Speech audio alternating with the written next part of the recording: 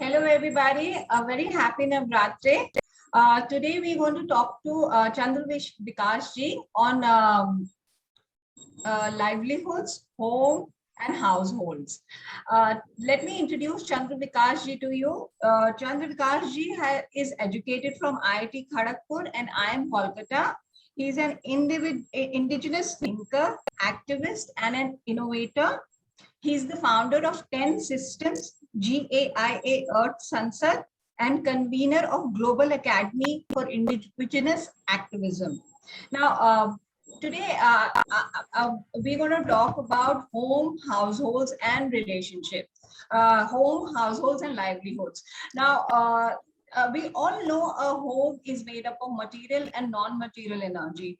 Material energy because money is required to run the household, and but that amount of money is a relative term because the amount of money will vary in a urban and a rural setting, and it depends on the personal a person how much is required, or personal satisfaction of a person.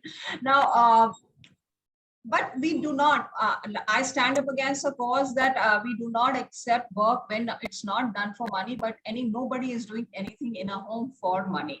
The question is that not work? So we have actually negated the complete non-material energy, and we will change what is not material into material and then accept that work. So that is absolutely against making a home, and if you can't make a home, then everything else is absolutely related to that. So let's discuss this. Household is the starting point of all economic activity. What do you think makes a home or household? What do you say, Vikash ji?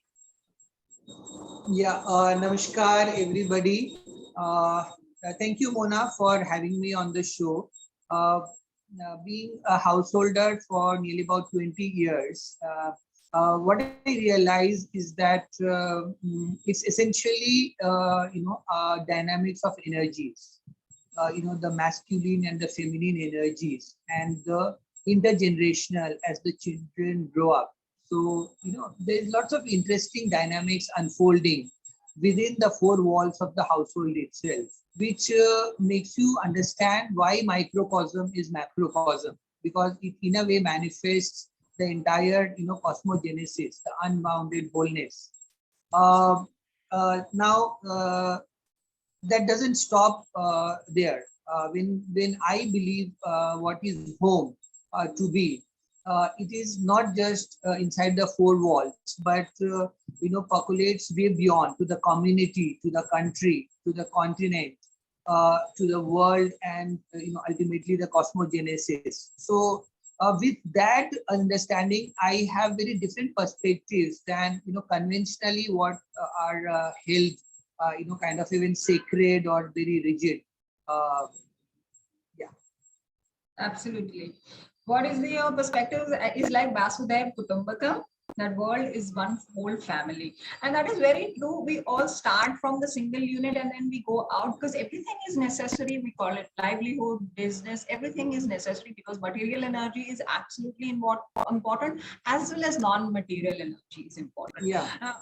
Home construction, home interior, home furnishing have one thing in common, that is home.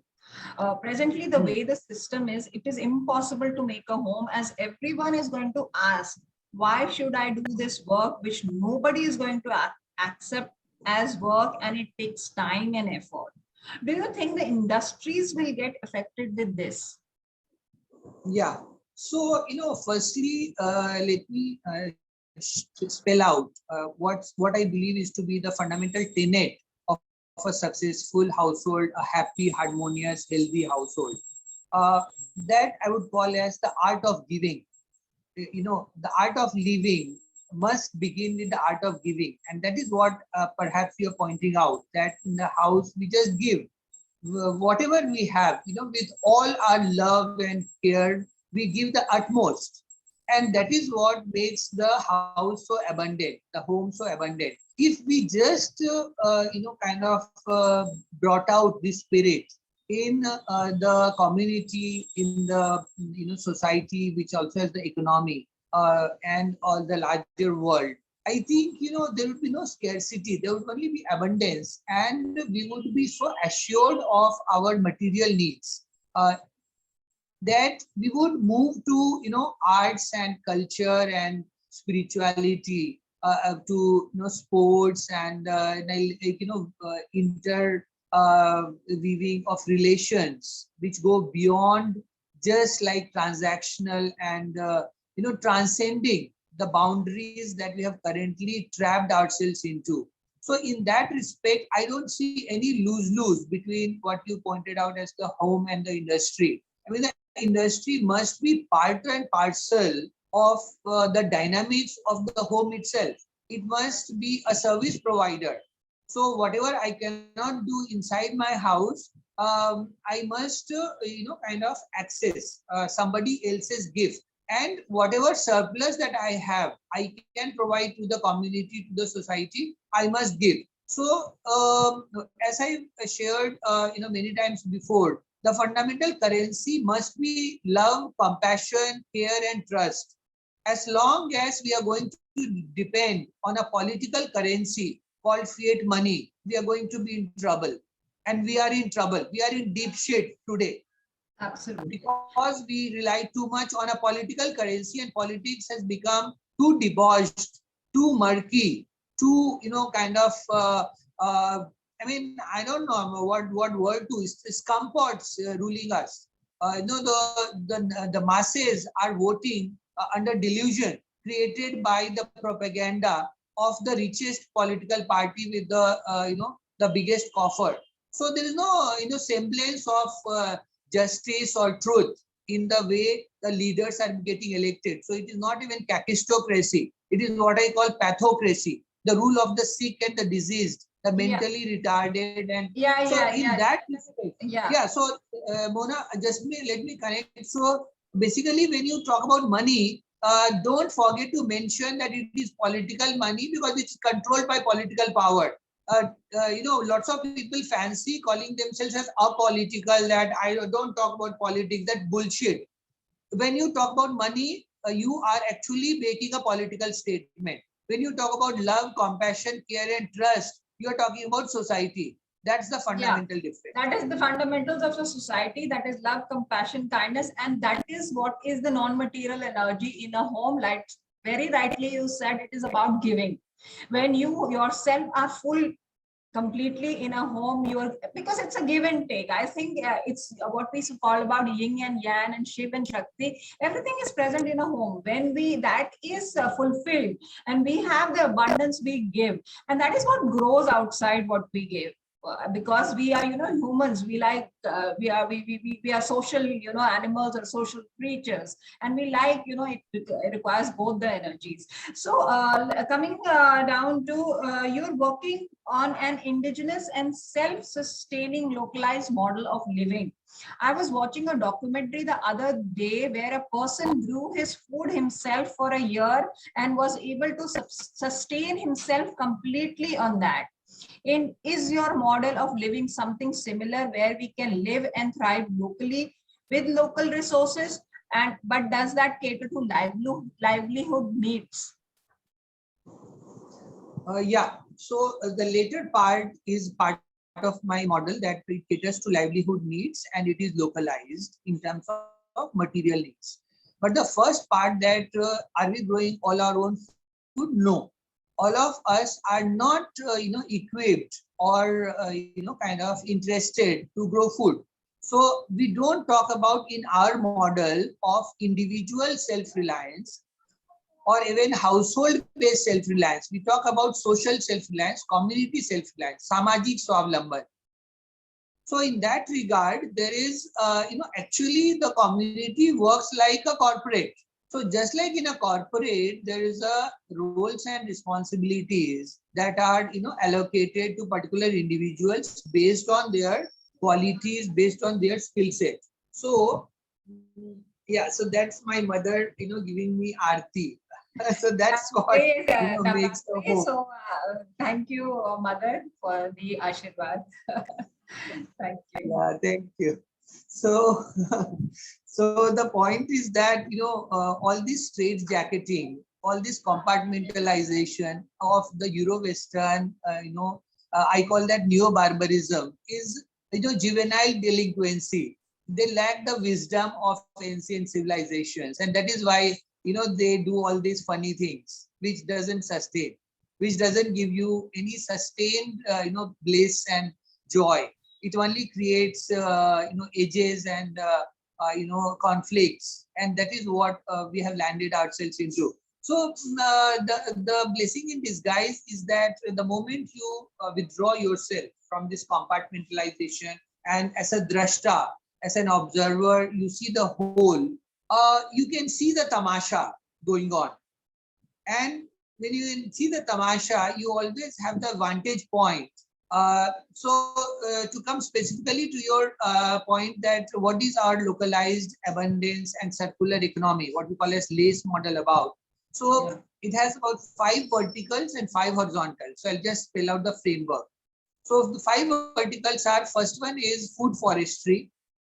So creating food abundance all around you. See, nature gives you abundance food wherever you are.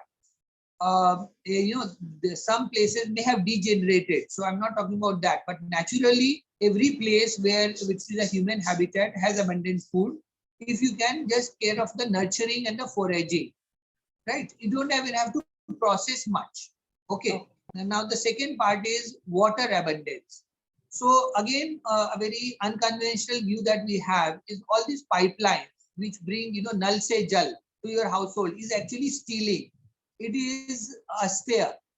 It is a violation of the Hindu principles and the natural principles. Stealing of water. Water is money. Water is currency. How dare you steal water from a river flowing for some other village, and drill a pipeline or drill a boring from under the ground. This storage happens over thousands of years. You're not supposed to drill water in Shastra. It is how do you called cater to living otherwise if we need need water? So there is ample rainfall. So you need to tap every drop of rainwater. You need to store it. You need to make your habitat amenable for catchment of all the water that falls without evaporative losses, without the water getting mixed up with sewage and other industrial effluents. Okay. So basically, you talk about rainwater harvesting also. That is one major part. On a region-wide level. So, we often then take a very stupid position that put it on a rooftop, some trinkets, some whistles, something like that. Nothing doing like that. There should be no obstruction in the flow of water. Every drop of water that falls should either go into the ground or it should be channelized through side channels along the road to through a gradient to collect into a low-lying reservoir. Okay. And you should be able to either get the running water or you should be able to get it from around the reservoir. You should not steal water by making pipelines. You'll only learn to respect water.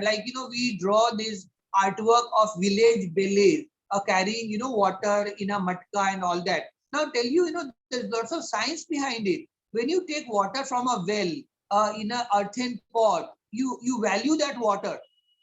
You don't waste it away. But Chandra Vikasji, let's talk about the real today's time. Asking somebody. So I'll just complete the other 3 verticals. Water abundance through rainwater harvesting on a region-wide. Okay. The third vertical is waste to wealth, zero to landfill. So, like I keep saying that why have we made our households as garbage factory? There are very interesting posters you will see outside many schools. The little daughter asks her mother that, "Maa, dekho wo kachde wala aaya hai." Then the mother says, "Beta, wo kachde wala nahi hai, hum kachde wale hain." So then I ask the audience that, do you bring kachra for so many rupees a kg? Like 5 rupees a kg kachra de do or graded kachra. We actually produce kachra in the household by our indiscretion, by our lack of judgment. We just mix up the sabzi ka chilka with whatever leftover food is there, which should have gone to the soil, because it's because took it from the soil. This had started in Noida. I remember some time ago, a year or two ago, where they were segregating it, and they were supposed to, decompose. Right. Mona, now just note, you use the word segregate. Now what I'm saying is don't mix, don't segregate, don't mix. Why are we mixing? Okay, so don't mix. So the segregation happens by itself. No, the things do not get mixed up in the first place, so no need for segregation at all. Okay. Why should you mix sabzi ka chilka? Why can't you put it in a separate pot? Yeah, that's what I'm saying. Don't mix anything. Put it separately. Like sabji ka se chilka hai, baki to wo segregate ho hi jayega automatically. See, again, I mean, you are saying the same thing, but that there's no segregation there. Segregation will only be needed when there is mixing up. Okay, yeah, very so understood. The next point, what you have, water, then waste. Water, food, water, zero to landfill. So nothing should go out of the neighborhood. The municipal corporation should not send any vehicle whatsoever to collect garbage and then dump it into a landfill outside some village.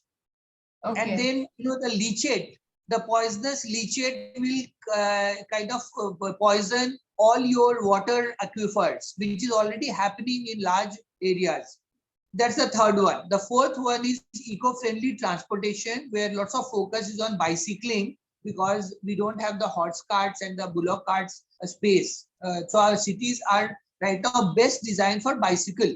If we just learn to minimize the car dependency, the automobile dependency. And the fifth one is eco-friendly housing. So again, we are wasting lots of housing space, the built up space. Too many nuclear families, too many, empty nests. Now, UK has a loneliness minister nowadays. Yeah, right. So we again, so we have become loneliness factory. Loneliness is not given in nature. Connectedness is given in nature. Absolutely. Not just with human beings, but also with birds and animals, with trees and rivers. So connectedness is what is given to us. Loneliness is what we produce out of the juvenile delinquency, what I call as the psychotic spectrum. The moment we deviate from our natural path of habitation, we become psychotic. There's also a term for it. It's called nostalgia, getting uprooted from your natural habitat. So if we kind of once again park ourselves within the womb of nature, then absolutely, we can just be as joyous as children are all our lives. Absolutely. So eco-friendly housing, that's the fifth vertical. Then we have 5 horizontal. So holistic health, holistic education, holistic energy. So connecting your cosmic energy to the our body energy needs. So no electricity. Anyway, coal supplies are running out. So whoever is prepared will not need coal supply. They will not be troubled by that. Then fourth is distress response, emergency responses, and caregiving. So that also addresses, like the empty nesters, the aging population with no caregivers within the household. And the fifth one is, harmony at various levels. So intergender, intergenerational, intercaste, intercreed, interrace, so that's how the complete LACE framework works, which applied to any habitat will make it, like blissful and joyous. Absolutely. You mentioned everything that is there to require to make a complete community which will thrive and will be harmonious and be happy. So that is very true what you have pointed out, and it's very apt and it should be applied, the LACE model. I've been through it. I've been associated with you, so I know what is the LACE model, and it's a very nice and a very appropriate model which can be applied, and it can really lead to a lot of good in the community. Let's come to the next question. In a home, nobody works for money, but it takes time and effort, and it goes out and become businesses. It is said that the economic model is flawed. Do you think it is because we do not give credit to the doer of the task? What do you think? Yeah, see, the economic model is flawed because it has no, reason to exist. We don't need the economic model. We need the love, Life is not compassion, just care, economics. trust model. Yeah. Because life is just not economics only. There is much more. That's what I said. Uh, yeah. If you look at the word economy, it is rooted in scarcity. When you talk about love, compassion, care, and trust, you talk about abundance. So there is no economy. The economy is the antithesis of abundance. You need to economize when there is scarcity. There is no scarcity. Very When there is a lovely. gift, Absolutely. yeah. When you learn the art of giving, you don't need the economy. You need arth vyavastha. You don't need anarth vyavastha. सही बात है, एकदम ठीक बोला। Yeah. अच्छा, lastly, Yeah, can it business may come as a rude shock and jolt to many, who think that, working in a corporate for some salary at the beginning of the month is the be all and the end all of, a career progress and achievement oriented. That's all, juvenile delinquency. When you so there really are learn a lot of people who joke. are doing that, so let's not degrade that. That is also required because we need Yeah, jobs, but livelihoods. COVID But that in is that not way the only is thing. That is what I said. That is not the only thing. Life is much yeah, more beyond that. So that is yeah. very true, Vikashji, what you said. No, Lastly, I would can rather say life starts where that ends. When your psychotism ends, that is where life starts. Because till that time you're busy dying. Till that time, you are just hanging around. You're not living. yeah, it takes much more to live. Very true. Yeah. Lastly, can businesses survive without a household? What do you say? Can businesses See, survive? the business is keeping busy. See, I always deconstruct, every term to its very roots, to its first principle. So keep busy, with love and compassion, care and trust. That's the business. Yeah. So keep busy. Keep busy doing the right thing rather than just not doing the Yeah. only Yeah. thing. That will provide for all that you need. Absolutely. Because both of the things work together. As much as Right. material energy is required, so is Yeah. the non-material energy required. Yeah. And what do you want to Yeah. say? So At the, one yeah. So one thing I'd like to add that it's not a one-way street. So there is lots that is good in the so-called business setting today, which we need to learn in the household. For example, the allocation of roles and responsibilities is more, kind of spelled out, better spelled out.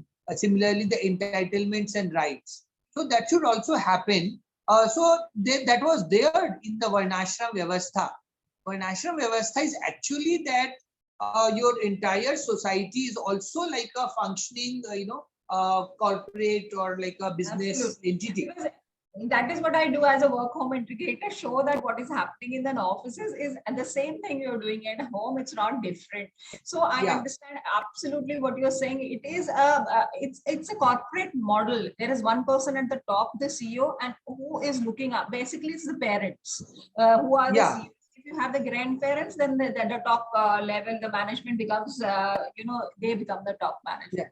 So that is there. Another interesting insight, Mona, I would like to share is that, whether we planned it or not, but the work from home culture, which is now becoming so fashionable and so prominent, and the digitization has actually made lots of things possible for, life to come a full circle. Absolutely. See, earlier also work and home were not separated. Now, when you're talking work from home, it's again, the same unit. Absolutely. Work studios were an extension of the house. Absolutely. What you said here, it is an extension of the house. If you have a home, the work that is paid work, I said, say paid work is just an extension, because see, many a times what we do at home, it's laundry. It goes out and become a business. First, where did you do it?